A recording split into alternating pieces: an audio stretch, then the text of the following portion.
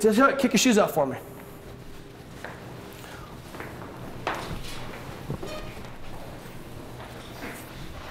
And cuff up your pants if you can't see your socks.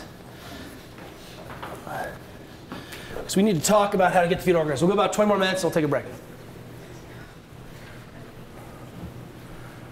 Okay.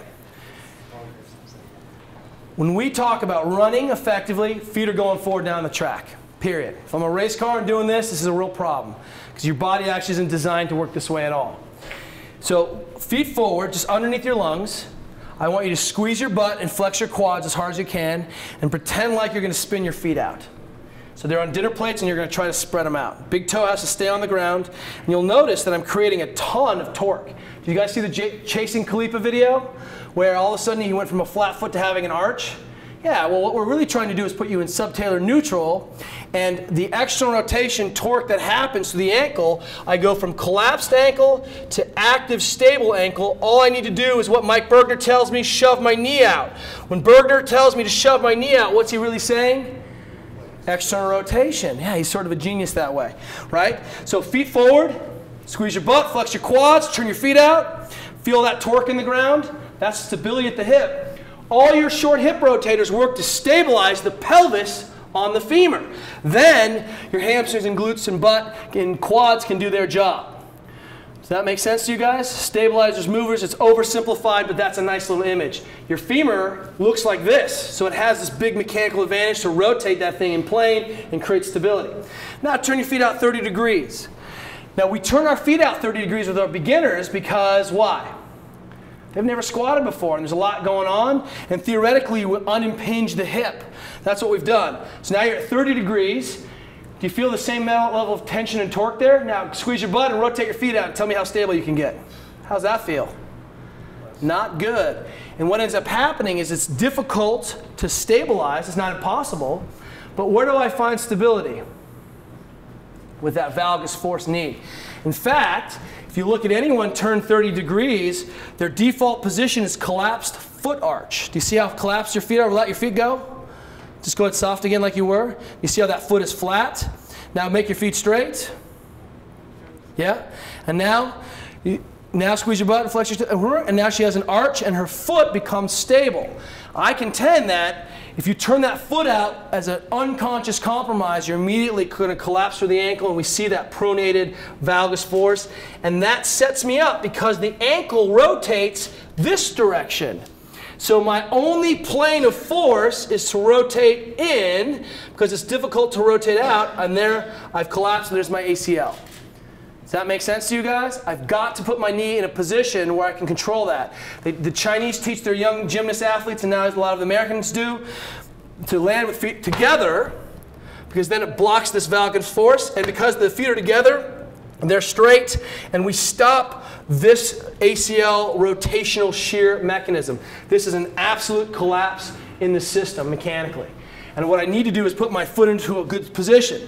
If I turn my foot out 30 degrees, right now it looks like my ankle's over my knee, right? My foot is totally collapsed, so that's not a good position. But my tibia is going that direction, isn't it? And my femur is going that direction. And what I've just done is opened the joint in the knee and made it unstable.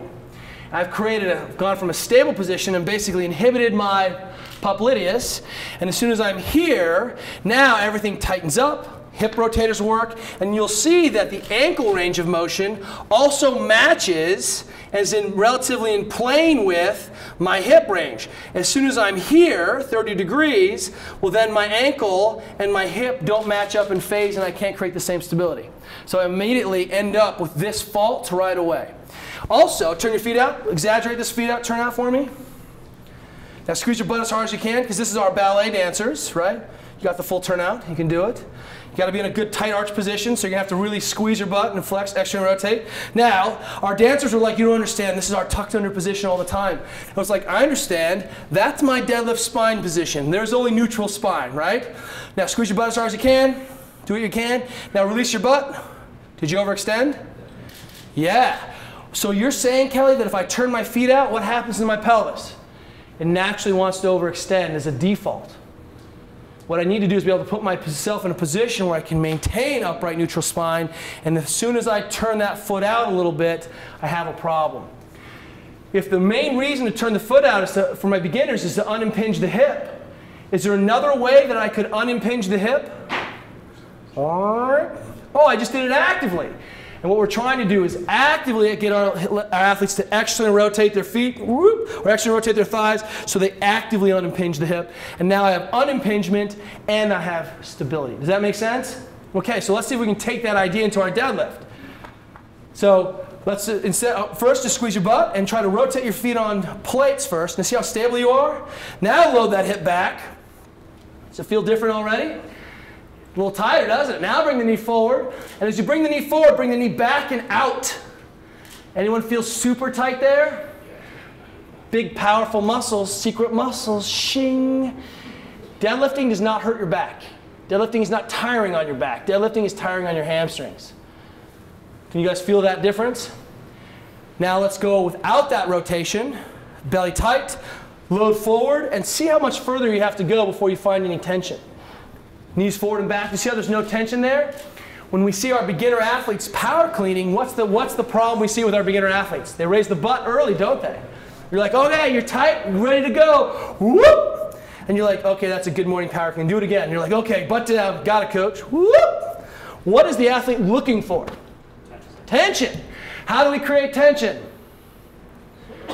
Extra rotation. So how do the Chinese lifters pull? What's going on with the knee out position? What's it do? Stabilizes the back and sets tension. Now I can go from this position, and the further I either move my feet apart, like Chad Vaughn says, or I shove my knees out, that allows me to really drop my torso into an upright position, and now I'm just into transition so easily, versus having to look for tension, good morning that thing up, and then now I'm screwed because I have to pull myself under, and I don't have any time. Does that make sense? Versus, kick.